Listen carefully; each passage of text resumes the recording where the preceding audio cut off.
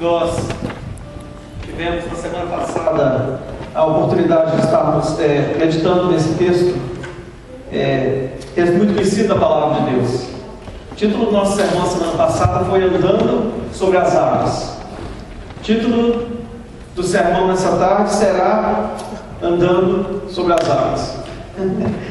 Vou contar para vocês uma história de um pastor que veio para uma cidade do interior. Eu contei isso aqui na nossa igreja, mas alguns de vocês não estavam presentes. Ele chegou na cidade do interior e ele, na primeira semana que ele estava lá, ele leu o texto e pregou. Na semana seguinte, ele leu o mesmo texto e pregou o mesmo sermão. E na terceira semana, quando ele se levantou para pregar, que ele leu o texto, tinha um presbítero, que na nossa igreja também é considerado pastor, sentado do lado dele, cutucou ele e falou: pastor, o senhor já pregou esse sermão as 2 últimas semanas. Aí ele falou assim: quando o povo mudar de vida, eu mudo de sermão. Com certeza, meus irmãos, eu não vou pregar o mesmo sermão, mas eu vou ler o mesmo texto, viu? O texto é muito rico, talvez eu ainda vou ficar nele mais algumas semanas. A minha intenção era já não continuar esse texto, mas cada hora que eu leio a palavra de Deus, nesse lugar referido aqui, ela me fala e eu tenho que compartilhar com os irmãos aquilo que Deus me mostra. O texto se encontra em Mateus 14, versículo 23 ao versículo 32. Andando sobre as águas, Mateus 14, versículo 23 a 32. Jesus Cristo, ele fala, a Bíblia relata o que estava se passando, e ele diz o seguinte: tendo-as despedido, Jesus Cristo, após ter despedido uma grande multidão de pessoas, tá? Eu só peguei no versículo 23 para a gente pegar o contexto, subiu ao monte para orar à parte. Ao anoitecer, estava ali sozinho. Entre mentes, o barco já estava a muitos estádios da terra, açoitado pelas ondas, porque o vento era contrário. À quarta vigília da noite, foi Jesus ter com eles, andando sobre o mar. Os discípulos, porém, ao vê-lo andando sobre o mar, assustaram-se e disseram: é um fantasma!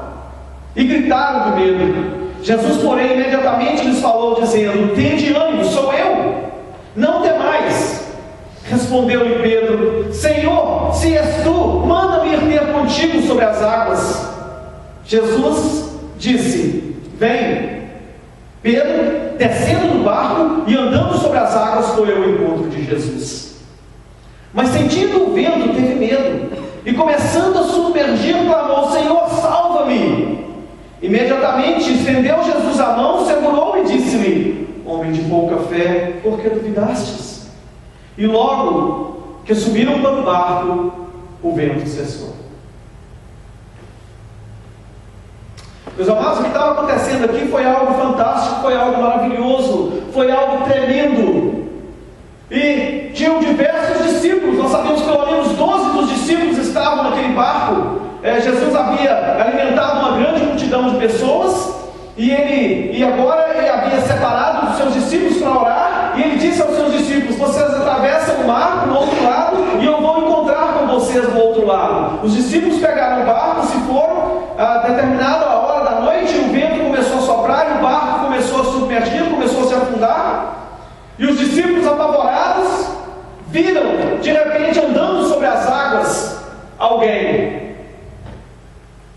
E era Jesus Cristo. E Pedro, mais do que depressa, quando ele ficou sabendo que era Jesus, ele falou: Senhor, se for o Senhor mesmo que está andando sobre as águas, se é o Senhor Jesus Cristo mesmo que está aí, então o Senhor me chama que eu também quero andar sobre as águas.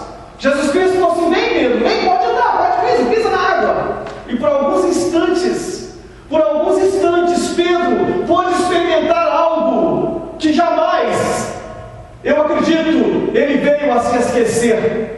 Mesmo diante das dificuldades, mesmo diante da sua morte, talvez aquela lembrança do momento, daquele instante da sua vida em que ele pôde realizar um milagre tão tremendo quanto este de andar sobre as águas, aquela memória ficou na sua mente por muitos e muitos anos. E meus amados, eu tenho que dizer para você: existem momentos que são oportunos na nossa vida, existem momentos da nossa vida que são momentos únicos, que são momentos em que Deus quer falar com você, são momentos em que Deus quer tocar a sua vida, são momentos que Deus quer usar a sua vida para fazer algo especial que vai manter você na presença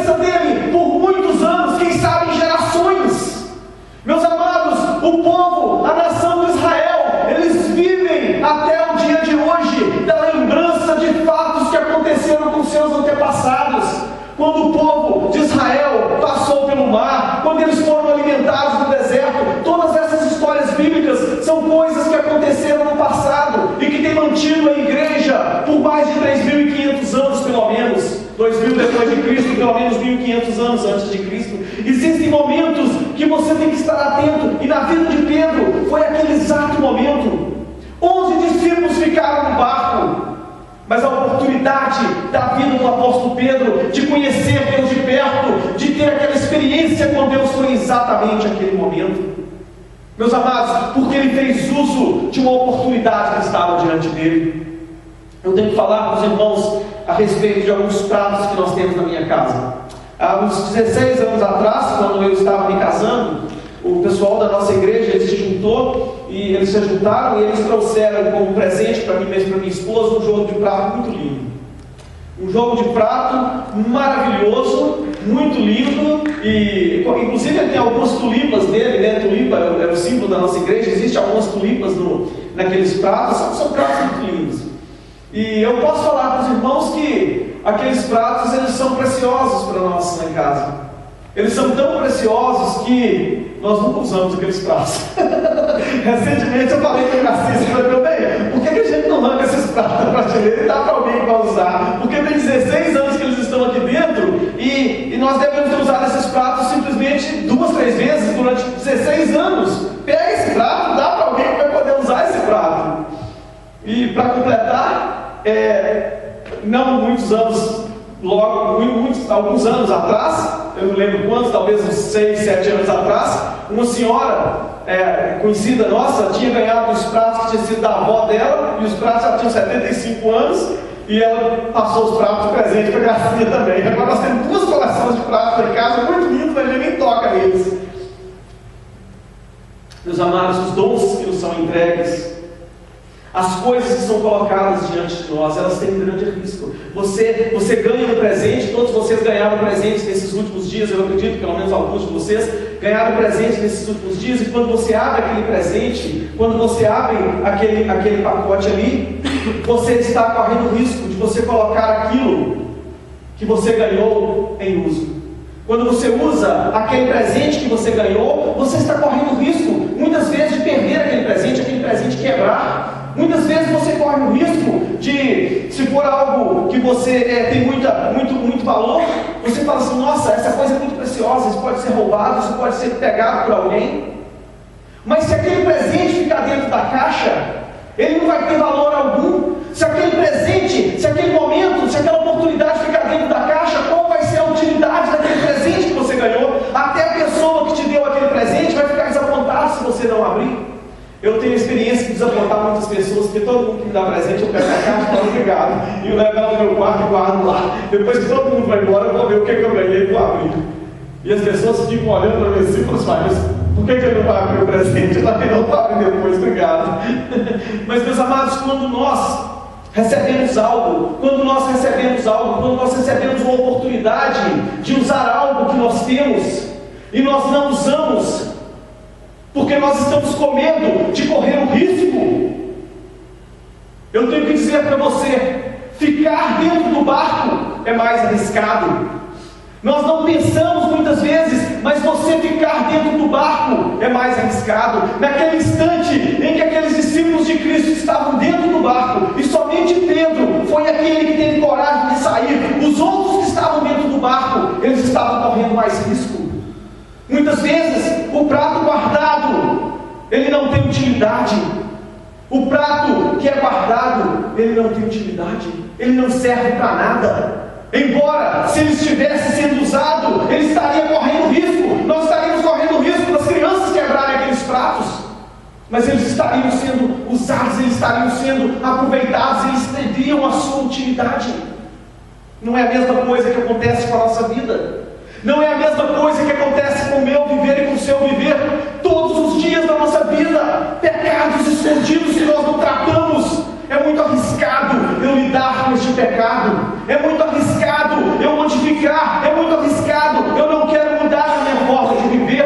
Eu não quero correr o risco. Nós estamos sempre tentando sair fora das mudanças. Nós não queremos mudanças. Até mesmo na igreja é difícil a gente implantar mudanças, porque as pessoas, eles se conformam na situação em que eles se encontram, e quando eles veem alguma mudança, eles não querem poder ser transformados, poder ser mudados. São pecados que nós não tratamos na nossa vida, pecados que a gente fala: amanhã eu vou lidar com isso. Eu não quero mexer nessa área da minha vida hoje. Eu não quero mexer, eu não quero tocar. E os dons?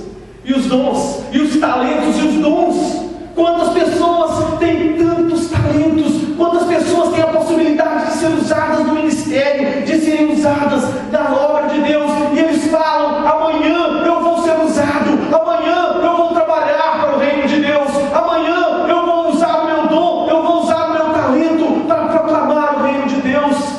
E os dias se passam, as semanas se passam, e passam os meses, e passam os anos, e você fica velho, e você fala: eu nunca fiz, eu nunca corri o risco, eu nunca tive a chance de aproveitar este dom, de aproveitar esta graça que Deus me concedeu, de poder usar isso para o reino dele.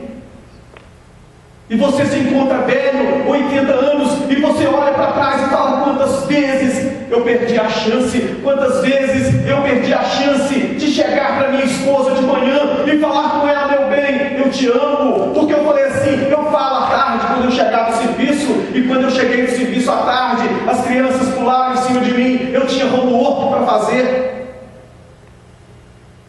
com as crianças, e eu tinha que dar comida e dar banho, e quando eu coloquei eles na cama para dormir, eu estava tão cansado que eu não tive a oportunidade de ter aquela conversa com a minha esposa. Se você tem filho, você sabe do que eu estou falando. São momentos únicos, momentos de oportunidade que você tem que aproveitar. O apóstolo Pedro viu a sua chance, ele falou assim: se eu não andar na água agora, eu nunca mais vou andar. E ele nunca mais andaria, porque ele nunca mais teve outra oportunidade como aquela. Se eu não pisar na água agora, se eu não correr o risco de afundar nesse mar turbulento, se eu não correr o risco até mesmo de morte nesse lugar aqui agora, eu nunca vou poder andar sobre as águas. Os anos se passam, as oportunidades se vão, e aí um dia você olha para trás da sua vida, você olha para trás e fala: por quê? Por quê? Por que eu não aproveitei os meus dias de uma maneira melhor? Por que eu não aproveitei os meus dias para poder trazer glória para o nome de Deus com aquilo que Ele me concedeu? Por que eu não orei mais? Por que eu não passei mais tempo em oração? Por que eu não fiz ofertas sacrificiais para Deus? Por que eu não tive a coragem, eu não tive o medo no meu coração e falei assim: eu vou largar tudo na minha vida e eu vou seguir a Cristo de corpo e alma? Agostinho falava, Santo Agostinho dizia no século IV, ele dizia assim: eu quero me entregar a Deus completamente, mas não agora.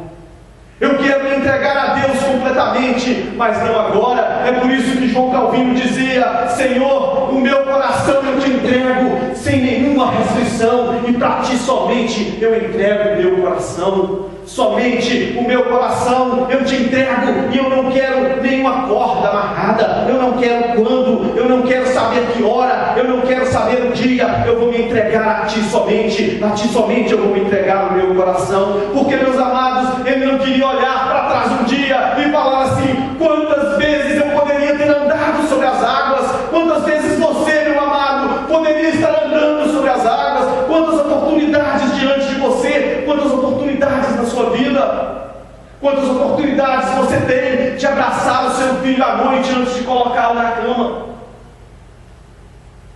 e você não aproveita essa oportunidade porque você está ocupado.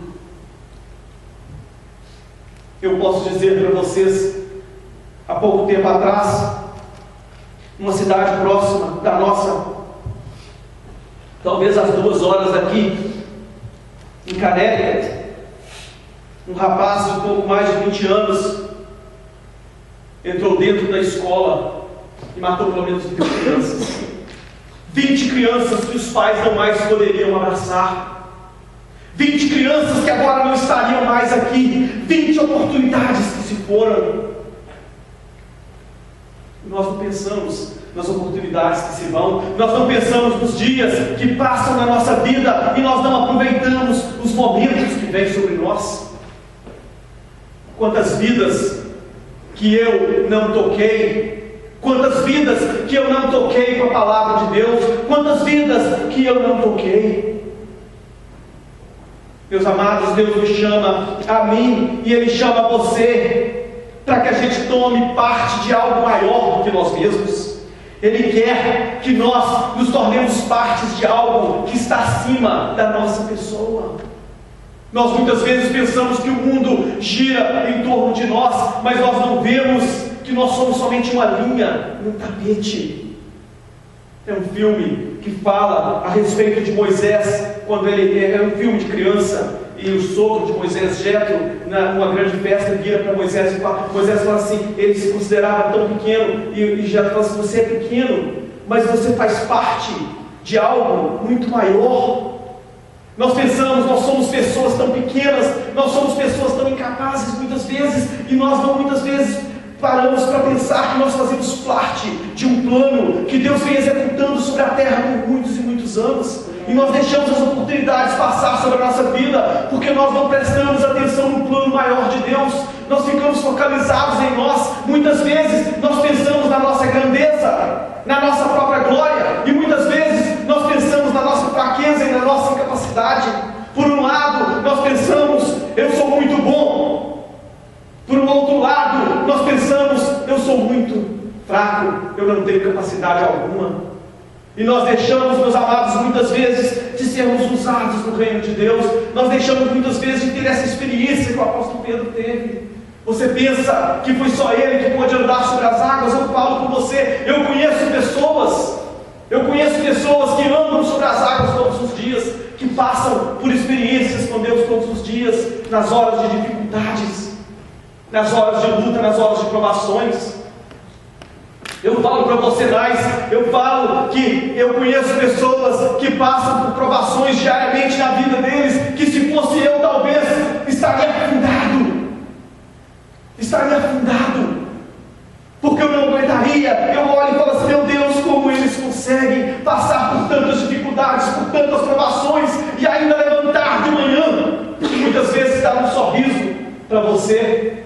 A minha mãe, quando meu pai fazia maldade com ela saía na rua da cidade com um sorriso, e as pessoas perguntavam, Dona Anitta, vai tudo bem? Tudo, meu filho, vai tudo muito bem, que Deus abençoe a sua vida. Ela entendia de um plano que estava além daquilo que se envolvia a sua pessoa. Ela estava vendo que a vida e este mundo não é a meu respeito e não é a seu respeito. Você não vive para você, você foi criado por Deus, você vive para a glória de Deus. Cada passo que você dá, quando você usa os seus dons, é para a glória de Deus que você foi feito. Quando Deus olha para você e vê você, indiferente da circunstância que você encontra na sua vida, Ele olha para você e fala assim, Renata, eu criei você para a minha glória, você foi feita à minha imagem, você foi feita à minha semelhança, e quando eu olho para você, eu te criei para a minha própria glória. Jesus Cristo, quando encontrou um homem cego de nascença, os seus discípulos falaram para ele, ô Jesus, quem pecou foi ele ou foi o pai dele? Esse homem nasceu cego desse jeito, não é verdade? Está acontecendo alguma coisa ruim com ele ou ele pecou o pai dele? Jesus Cristo falou assim, não, é porque a glória de Deus é manifesta na vida deste homem cego, a glória de Deus é manifesta na minha vida e é manifesta na sua vida, porque nós somos criados à imagem de Deus. Nós não podemos ficar focalizados em nós mesmos, nós temos que tirar a nossa mente de nós e começar a pensar em algo muito maior, em algo que vai fora do nosso corpo, na glória de Deus, no Evangelho sendo pregado em toda a terra, o nome de Cristo sendo glorificado, o nome de Deus sendo exaltado, e pessoas sendo alcançadas, pessoas que estão perdidas no mundo sendo alcançadas pelo Evangelho, recebendo as boas novas de que Jesus Cristo veio ao mundo, pagou pelos nossos pecados e agora nos oferece vida eterna e vida em abundância. Aleluia. Você não pode viver a sua vida focalizado em você mesmo. Você não pode perder a oportunidade de sair fora daquele barco. Aquele barco do conforto, e pisar sobre as águas, porque essas oportunidades elas vêm e vão. E porque você tem contas a acertar. Se existisse reencarnação, eu falo para as pessoas que na próxima eu queria ser um cachorro. Cachorro é bem cuidado aqui nos Estados Unidos, no Brasil não, tá? No Brasil não, porque joga pedra na gente. Aqui nos Estados Unidos. Porque cachorro não tem que prestar contas da vida que ele vive. Cachorro não tem que prestar contas a respeito dos dons que ele recebe. Cachorro não tem que prestar contas, mas nós, porque fomos criados à imagem de Deus, nós temos que prestar contas a Deus por aquilo que nós fazemos. Jesus Cristo, certa vez, falando com os seus discípulos, em Mateus, no capítulo 25, do versículo 14 até o versículo 30, ele conta a parábola de um grande empresário, um Bill Gates da atualidade. Ele fala desse homem rico, e Jesus Cristo vira para os discípulos e fala assim, ele exagerou. Jesus Cristo foi exagerado quando ele contou essa parábola. Ele falou assim, teve um homem que era muito rico, e ele tinha muitos servos, e ele foi viajar, e ele chamou 3 dos seus servos, e para um servo ele entregou 5 talentos, para outro ele entregou 2, e finalmente para um ele entregou 1. Meus amados, Jesus Cristo estava falando uma quantia de dinheiro absurda. Um talento eram 15 anos de trabalho de uma pessoa. 15 anos de trabalho de uma pessoa trabalhando 15 anos e juntando dinheiro, ele conseguia juntar um talento. As pessoas viviam na época de Cristo, dia a dia, eles trabalhavam para comer, eles trabalhavam de dia para se alimentar à noite. O máximo de alimento que eles tinham era muitas vezes um pedaço de pão no final da tarde e um pedacinho de queijo, para alimentar a sua família depois de um dia árduo de trabalho. Jesus Cristo conta a história desse homem e fala assim, este homem, ele entregou para um dos seus servos 5 talentos, era uma riqueza tremenda, e ele entregou para o outro 2 talentos, e finalmente ele entregou para um talento, e ele falou assim, olha, você vai, eu vou viajar, e quando eu vier eu venho acertar contas para você. Vocês imaginam bem se o Bill Gates chegasse para você hoje e falasse assim, eu vou dar para você aí uns 500 milhões de dólares aí para você investir. Uau! Eu não pegaria que eu ia perder tudo. Mas eu tenho certeza que alguém que sabe mexer com o dinheiro. E esses homens que foram chamados, provavelmente, eles eram dos melhores trabalhadores que ele tinha. Esse homem, para conseguir arrecadar uma fortuna dessa, numa época que as pessoas viviam dia a dia, ele deveria ter milhares de pessoas trabalhando para ele. Ele devia ser um homem, esse empresário devia ser um empresário altamente rico, com muitos. Ele chamou 3 desses homens, provavelmente esses homens deveriam ser os seus 3 mais importantes administradores. E ele pegou e distribuiu essa riqueza para essas pessoas e falou assim, daqui a algum tempo eu vou e volto. Um deles investiu, aplicou o dinheiro, o outro também investiu, mas um deles não fez nada com o dinheiro. Nós temos a tendência na nossa mente, 2 coisas que vêm na nossa mente geralmente. A primeira é a gente nunca pensa que a gente vai ter que acertar contas com aquilo que nós recebemos. A segunda, a gente pensa que a gente vai poder, como diz, a gente já está acostumado, principalmente nós que somos brasileiros, a gente sempre dá um jeitinho. O Manuel viu lá que ele não é brasileiro, mas ele já morou no Brasil também, ele já conhece como é que funciona. Nós sempre damos um jeitinho. A gente pensa assim, os talentos que Deus me deu, eu não vou usá-los para o reino. O João também, eu não vou usar os meus talentos para o reino de Deus, porque quando eu tiver que prestar contas, eu dou um jeitinho. Eu vou dar um jeitinho nessa história. Jesus Cristo fala que aquele homem voltou depois de muito tempo, ele voltou inesperadamente quando você estava esperando, quando ninguém esperava. Jesus Cristo estava falando a respeito da volta dele nesse texto, e ele falou assim, quando eles não estavam esperando, o dono, o empresário chegou e começou a acertar as contas e falou assim, olha, você aí, que eu me dei 5 talentos, o que você fez? Na mesma hora que ele falou assim, olha, mestre, eu investi o seu dinheiro e eu ganhei mais 5 talentos. Aí ele falou assim, servo bom, entra, que eu tenho mais para você fazer. Depois eu vou falar para vocês a respeito do céu, tá? Guarda aí. O segundo chegou e falou assim: olha, servo, eu também investi. Olha aqui, ó, ganhei mais 2, eu dobrei o seu dinheiro. E toma, mestre, toma aqui, mestre, o seu dinheiro, que eu consegui dobrar. Mas o terceiro, que ganhou um talento, ele chegou e falou assim: ó, mestre, sabendo que o senhor é um homem muito severo. O senhor, olha o que ele falou: sabendo que o senhor é um homem muito severo, eu fiquei com medo do senhor fazer maldade comigo, e eu fui e guardei o dinheiro do senhor, e está aqui o dinheiro que o senhor me deu. Um homem severo, um homem entregou na mão dele uma fortuna incalculável, e ele vira e fala que aquele mestre, que era um mestre severo, ele deu para aquele homem aqueles talentos, aquela fortuna, e aquele homem vira e fala assim: eu sabia que isso era muito severo, eu guardei. A gente não sabe se ele só ficou com inveja porque os outros tinham ganhado 5 e ele tinha ganhado um só e ele não quis mexer, ou se ele fez isso por picardia. A gente não sabe. Ele fala que estava com medo, mas os teólogos duvidam que foi isso mesmo que aconteceu. Eles acreditam que Jesus Cristo estava contando essa parábola para mostrar que todos nós temos um talento, todos nós temos um talento, todos nós recebemos de Deus. Não existe ninguém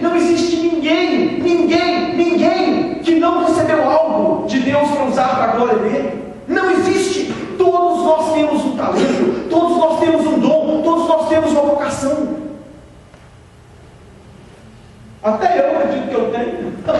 Eu não descobri ainda não, mas eu vou descobrir. Se o Gilberto me ajudar, o povo me ajudar. Antigamente eu achava que eu tinha dom de tocar, até que o povo começou a me ouvir.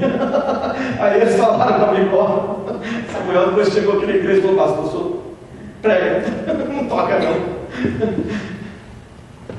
Todos nós temos um talento, todos nós temos um dom, todos nós recebemos algo de Deus. E não é coisa importante. Existem alguns talentos que são mais visíveis. Aquele homem que recebeu aqueles 5 talentos era visível, era mais visível do que aquele que recebeu 1. Mas aquele que recebeu 1 também é importante. Mas a igreja de Cristo, não existem talentos mais importantes do que talentos, não existem pessoas mais importantes do que pessoas. Todos recebem de Deus um talento, seja ele olhar as crianças, seja ele visitar o enfermo, seja ele fazer algo, mas todos nós recebemos e todos nós temos que usar aquilo que Deus nos concedeu, aquilo que Ele nos deu. O interessante é que as pessoas têm uma visão. Eu quero falar agora a respeito do que aconteceu com aqueles homens que multiplicaram os talentos. Vejam bem o que aconteceu. Eles receberam, eles chegaram para o seu mestre e falaram: mestre, eu multipliquei o seu talento, está aqui o que eu ganhei com ele, ó, dobrei. Aí o mestre vira e fala assim: você é um servo bom, você agora vai receber muitas coisas para você fazer. A nossa ideia é que lá no céu nós vamos cantar a vida inteira, né? Nós vamos chegar lá no céu, e lá no céu é um lugar onde a gente vai ter sossego, vai ter tranquilidade, a gente só vai ficar lá, passar lá 50 milhões de anos só louvando a Deus, cantando lá, né? Tem hora que tem gente que fala assim: não quero ir para o céu não, porque lá no céu é muito enjoado, lá não vamos fazer nada. O que Jesus Cristo está falando nesse texto aqui não é não. Jesus Cristo está falando nesse texto assim: olha, você que foi fiel, eu vou te colocar você em cima de mais responsabilidades. Eu vou colocar mais coisas para você fazer. Quando você entrar no meu reino, você vai ter trabalho dobrado, você vai ter coisas para você fazer. Meus amados, quando Deus restaurar todas as coisas, nós não ficaremos só cantando lá o dia inteiro, não. Nós teremos trabalho para fazer, trabalho que nos trará alegrias. Eu penso que se for um preguiçoso que estiver aqui hoje, ele vai falar assim: não quero ir para o céu não, não vou ter que trabalhar. Mas pode saber uma coisa: você vai ter trabalhos que recompensam, trabalhos que te fazem felizes, porque era assim que foi na criação. Quando Deus criou todas as coisas, no final Ele disse assim: e Deus viu que tudo era bom. E o homem tinha gozo no trabalho que ele realizava, e é da mesma forma, meus amados, porque todos nós vamos ter que prestar contas. Todos nós teremos que prestar contas com o nosso mestre. Todos nós que recebemos dele talento, teremos que prestar contas, e finalmente Ele vai nos recompensar. Ele vai nos recompensar. A nossa recompensa virá. Eu geralmente não prego a respeito de recompensas, porque eu não quero que as pessoas sirvam a Deus em troca de alguma recompensa. Eu não falo muito a respeito de galardão, a respeito de recompensas que nós recebemos quando nós servimos a Deus, porque eu não quero que as pessoas o sirvam em troca de favores. eu quero que as pessoas sirvam a Deus por amar a Deus verdadeiramente, porque, no meu ponto de vista, a maior recompensa que nós podemos receber é o próprio Cristo. A maior recompensa que eu e você podemos ter é estar na eternidade com o Senhor Jesus Cristo, é estar lado a lado com Ele. Você imagina bem o que é você ser chamado pelo seu nome quando Cristo voltar em glória? Imagina bem o grande, o soberano Deus voltando do céu nas nuvens, como Ele disse que Ele voltaria, e naquele instante, naquele segundo, naquele abrir e fechar de olhos, quando você piscar o olho, você vai estar na presença dEle, e Ele vai virar para você e vai dizer: vinde, benditos de meu Pai. Oh, meu Senhor Jesus Cristo, não pode existir recompensa melhor do que esta, e não pode existir recompensa maior do que esta, de você receber de Deus a palavra: vinde, benditos do meu Pai, entrai para o reino que vos está preparado desde a fundação do mundo. Não existe, meus amados, recompensa maior do que esta. Mas a Bíblia fala que além dessa, nós receberemos muito mais recompensas.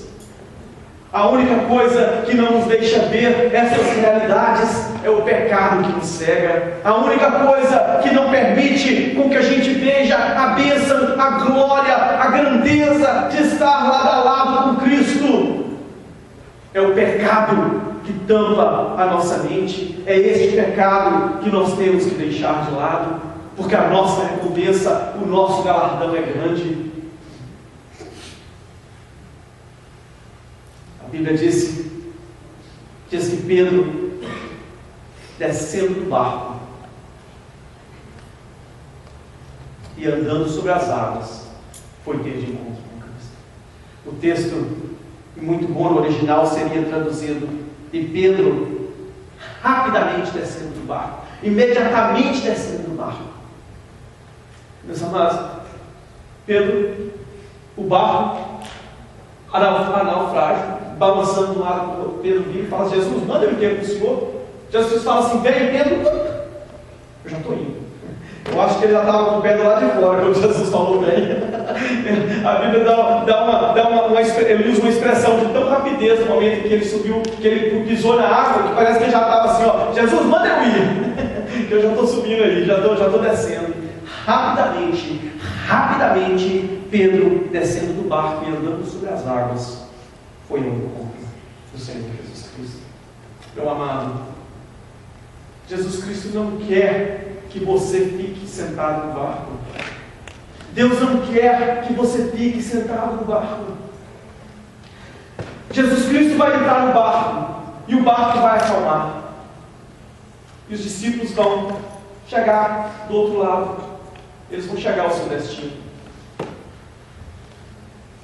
E mais alguns meses, Jesus Cristo vai ser crucificado, vai ser morto, vai ressuscitar, vai subir ao céu. E aquele momento, aquela oportunidade, aquele instante, nunca mais vai ser repetido. Nunca mais vai ser repetido. Nenhum dos outros discípulos jamais vão poder andar sobre as águas, porque passou o momento, passou um instante, um instante em que Jesus fala com você e fala assim: sai do barco, arrisca, corre um risco, tira aquelas panelas lá de dentro da vitrine, usa os pratos.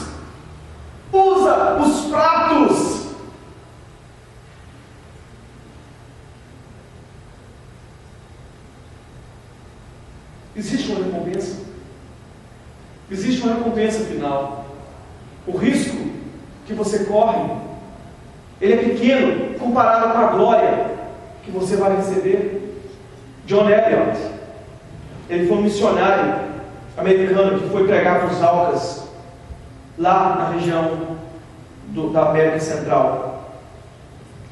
E ele morreu, eles mataram John Eliot. Eles mataram e comeram a carne dele, eles eram canibais.